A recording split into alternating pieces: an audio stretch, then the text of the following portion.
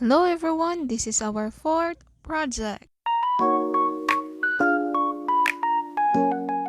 Kailangan po natin ng 2 pieces of 24 inches long lace or fabric. Ang gamit ko pong tela ay trims ng old pillowcases. First step, tahiin ang long sides, right sides together.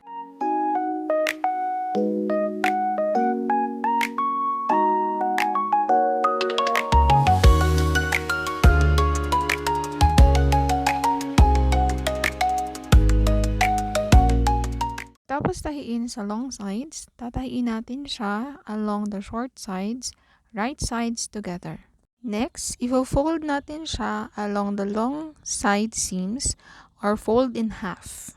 Top stitch 1 to 1.5 centimeters away from the seams. Ito ang magiging channel natin para sa ating elastic at magiiwan tayo ng maliit na gap or opening para dyan natin ipapasok. Pagkatapos ilagay ang elastic, pwede na nating i-close using top stitch again. Ang gamit ko na elastic dito ay 1 cm yung lapad at 8.5 cm naman ang haba.